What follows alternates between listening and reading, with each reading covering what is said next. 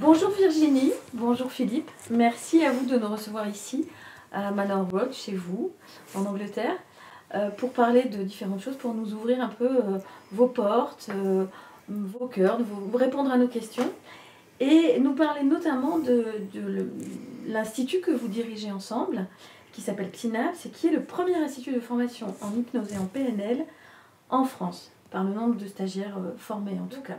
La première question qu'on pourrait vous poser, c'est depuis quand avez-vous créé Psynaps et dans quelles conditions? Tu réponds ou je réponds? Vas-y, commence. D'accord.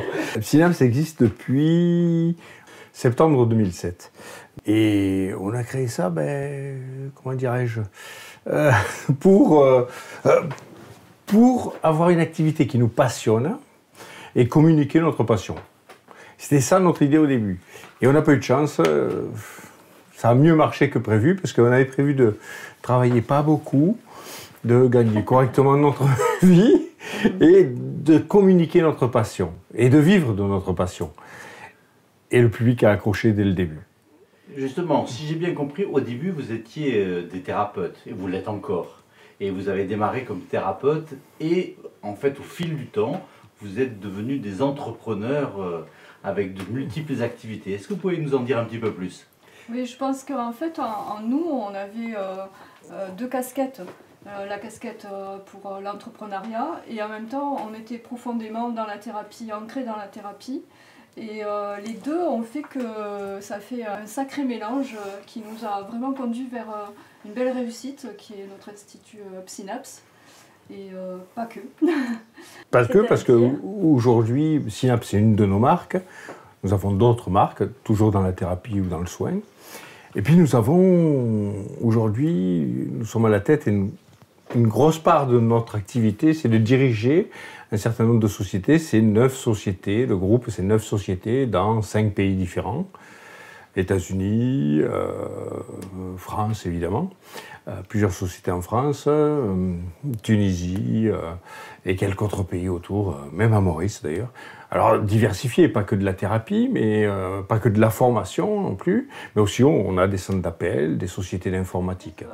Et donc, si on peut revenir à la genèse, que faisiez-vous avant, et pour vous connaître mieux, hein, que faisiez-vous avant et comment en êtes-vous venu à l'hypnose et à la PNL?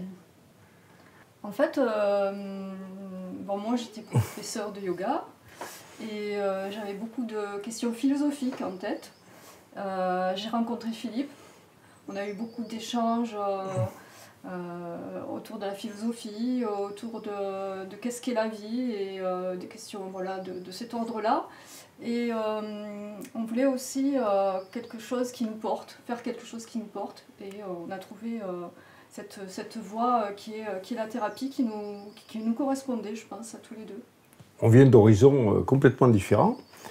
Moi, j'étais responsable d'une équipe de développement en informatique, de R&D, de recherche et développement en informatique. On travaillait à l'origine, je travaillais avec mes équipes, je travaillais sur les technologies Internet, la télé sur Internet, la téléphonie sur Internet, avant que ça émerge. Aujourd'hui c'est commun, à l'époque ça ne l'était pas, on était sur des technologies émergentes, travaillait pour des défis comme ça aux quatre coins de la planète. Et puis, c'est bien l'informatique, mais bon, c'est un peu bête l'informatique. Même à ce niveau-là, l'informatique reste des vieilles ficelles, ça occupait pas assez mon cerveau. Donc en parallèle, j'étudiais des choses, parce qu'il faut que j'ai du grain à moudre. J'étudiais, là je venais de sortir de 2 ans sur l'économie politique en cours du soir. Et puis, je cherchais vers quoi je pourrais me tourner. Quand j'étais jeune, j'avais adoré la psychologie. J'avais lu Freud, j'avais 11 ans.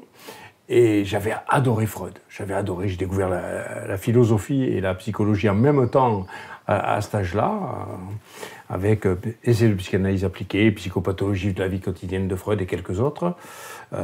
Pareil avec la philosophie. Et Platon et quelques autres aussi, jusqu'à Alain. Je trouvais que j'ai un peu buté sur Alain. Et puis, je me suis dit, je vais revenir à mes premières amours. Et j'ai trouvé, en lisant des livres sur la communication et la psychologie humaine, je suis tombé sur Un cerveau pour changer de Richard Bandler. Et là, ça a été une révélation.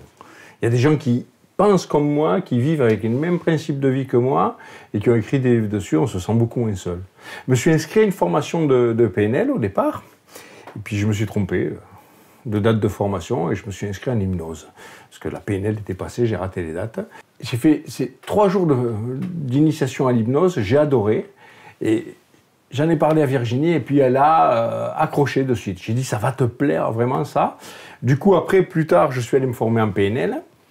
J'ai demandé à Virginie si elle voulait venir se former en PNL avec moi. J'étais persuadé que non. Je m'étais inscrit à un cursus assez long en PNL.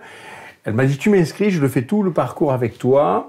Je l'ai inscrit aux 4 premiers jours en me disant, elle n'ira pas plus loin que les 4 premiers jours, ça ne va pas être sa tasse de thé, c'est plus hypnose elle. Et elle a fait tout le cursus avec moi. C'est très intéressant de se former ensemble parce que du coup on évolue ensemble, on peut échanger sur des thèmes qui ne sont pas vraiment dans les conversations quotidiennes d'un couple. C'était vraiment très enrichissant et ça nous a porté, pour notre couple, a été porté, je pourrais dire, par la PNL et aussi par l'hypnose. Qui nous a fait beaucoup évoluer et on a évolué dans la même direction ensemble. Et pour arriver à l'Institut Synapse, vous êtes formé pendant combien de temps? C'est formé. Un peu plus d'1 an. Exactement, à peu près 1 an et 1 mois au début. Hein, j'entends au début, avant de lancer l'Institut. Hein, parce qu'après, on continue encore aujourd'hui à se former. Hein. Mais 1 an et 1 mois, à l'époque, j'étais le record pour arriver jusqu'à l'enseignant PNL. J'ai enchaîné cette année-là. Alors, pour ma part, j'ai enchaîné une formation jusqu'à enseignant en hypnose et PNL. Donc, hypnose, PNL, coaching. Thérapie brève, systémique, énéagramme, praticien en énéagramme, et je dois oublier autre chose très certainement. Et Virginie, à peu près le même cursus, que moi, mais pas en même temps. Pas de la même façon. Moi, j'ai beaucoup accroché, bien sûr, avec l'hypnose, avec la PNL, parce que ça nourrissait ma façon de porter l'hypnose.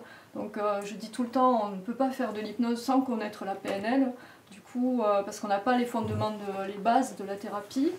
Et aussi, j'ai été fascinée par toutes les approches des thérapies brèves, avec Virginia Satir, par exemple, qui porte l'hypnose, qui porte la PNL, vraiment complètement et de façon large et nourrissante.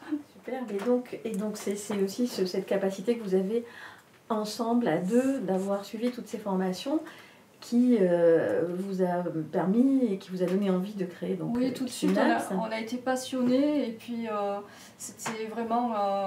chaque jour, on se posait des questions, on se remettait en question chaque jour et en même temps, on remettait en question ce qu'on faisait dans notre entreprise, quelles étaient nos valeurs, qu'est-ce qu'on voulait exactement, jusqu'où on voulait aller et ça nous a porté vraiment loin. Et ça a plu à tout le monde. Alors, il faut dire qu'au début, on avait créé ça pour vivre de notre passion, transmettre notre passion, mais surtout travailler beaucoup moins. C'est raté. Sur quelle base conceptuelle ou philosophique avez-vous créé Synapse? C'est une bonne question. L'envie de partager, l'envie de faire de ces outils quelque chose qui est commun, qui est pour tout le monde. C'est pas pour une élite. La PNL, c'est pas pour une élite. L'hypnose non plus, c'est pas pour une élite. Un de mes maîtres à penser me reproche d'enseigner l'hypnose à des gens qui ne sont pas psychologues. Mais non, c'est une fierté. La connaissance, elle est pour tout le monde. Et c'est ça l'esprit de la PNL, c'est que la connaissance, elle doit être mise à la portée de tout le monde. Après, les gens en feront ce qu'ils veulent. Ils en feront quelque chose ou pas. Mais au moins, ils auront cette connaissance et ça permettra aussi, si vous connaissez les choses, vous savez comment fonctionne l'être humain, vous savez comment fonctionne le cerveau humain, ça permet que les gens qui font des publicités à la télé, les politiques qui utilisent la PNL dans leur discours, tous les gens qui utilisent des outils d'influence pour vous influencer, je dirais presque contre vous, si vous savez décrypter ça, si vous savez le lire, vous pouvez vous en protéger. Alors peut-être pas utiliser ça, mais au moins vous protéger, au minima ça. Et ça, la connaissance, pour moi, c'est pas l'apanage d'une élite. C'est transmettre la connaissance au plus grand nombre. Puis ce sont des outils qui éveillent vraiment, qui font prendre conscience de plein de choses autour de nous, qui nous permettent d'évoluer de progresser, de s'affirmer. Moi, je me souviens très bien quand j'ai commencé les cours en PNL, donc on devait se présenter, on devait dire notre nom tout simplement, et voilà, comme on a l'habitude de le faire dans les groupes de travail. Et pour moi, c'était vraiment rien que le fait de pouvoir parler en public, de dire comment je m'appelle. Déjà, rien que ça, pour moi, c'était énorme. Et quand je vois tout le parcours que j'ai fait, je me dis des fois, quand même, tu n'aurais jamais pu imaginer que tu puisses aller aussi loin. Donc je me dis, pourquoi les autres ne peuvent pas le faire? Ils peuvent aller encore plus loin, ceux qui savent dire leur nom et leur prénom, ils peuvent aller encore plus loin forcément, c'est sûr. Et plus tôt on commence, et plus on peut faire de choses dans notre vie. C'est sûr, notre regret parfois, c'est d'avoir commencé un peu tard. Voilà, donc... Vous voulez dire qu'on a nos chances alors? Tout le monde a sa chance, bien sûr.